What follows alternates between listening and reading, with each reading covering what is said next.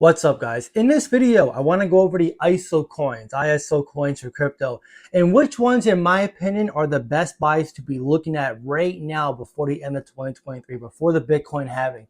So the ISO coins along with the layer ones are my two most bullish narratives, highest conviction plays in this crypto market. They are the definition of utility. I'm a utility-based investor, and so I'm naturally drawn to these cryptos. But not every crypto is made perfect.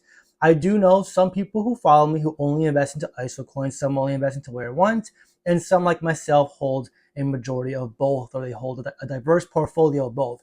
So we're going to go over each one. There are some that I'm looking at, so take this video with a grain of salt, but I'm just gonna give you guys my reasons for some cryptos I'm looking at and which ones I had the most conviction in, and I'm looking to accumulate more of before the end of the year. So for ISO, we saw XRP win the case. Huge win for the ISO coins, huge win for XRP, huge win for the altcoins.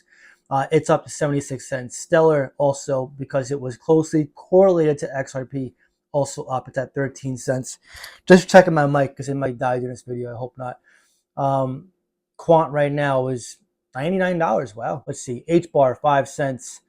XDC, I'm actively researching it. Algorand, I'm gonna leave Algorand out because the team said it wasn't ISO.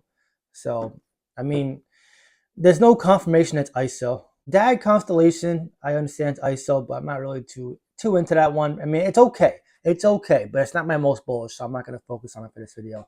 XDC, I'm actively researching that one. I will make a video soon. I'm just taking my time with it.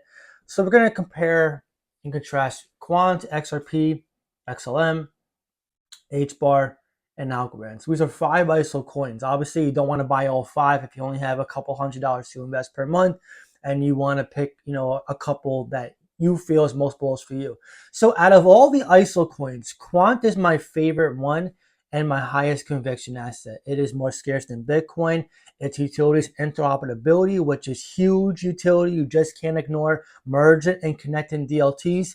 It's not just huge from a developer standpoint to connect DLTs, but it takes on each strength of each DLT and mitigates each weakness. So it allows massive scalability, massive convenience, not just for the devs to work on these DLTs, but also retail to utilize them to the best of their ability, whether it's for a smart contract, an NFT, blockchain gaming.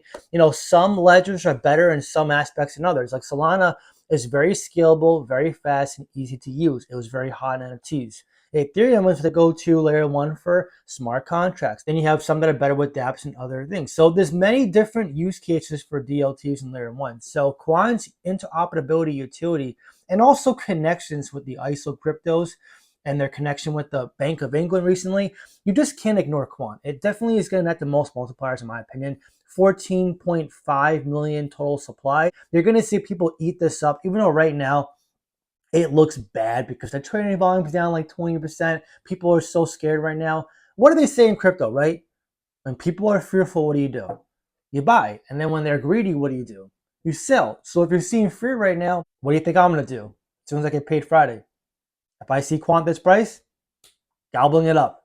So Quant to me is the most convicted play. If I had to pick other ones right now, I like HBAR a lot. HBAR is, in my opinion, going to be one of the go-to enterprise ledgers.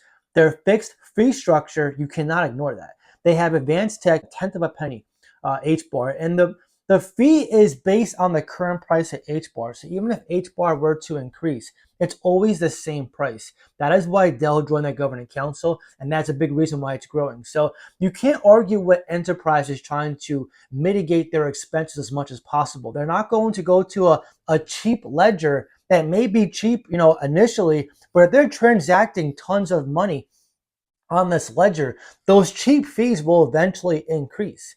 So HBAR, Hedera, their network, I like their gossip protocol too. It's how they disseminate information on their hash graph, but it's so cheap and consistent in price that it's going to make businesses want to eat up and use Hedera and use their network at high volume at scale.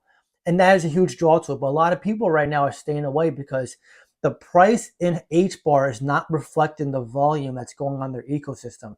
They recently crossed over 13 billion transactions.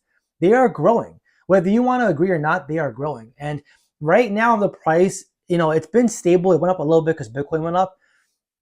It was dipping because they were adding to the circulating supply. So when I originally got into H bar, they only had like 40% in circulation. Now they have, I think it was 65% last I checked.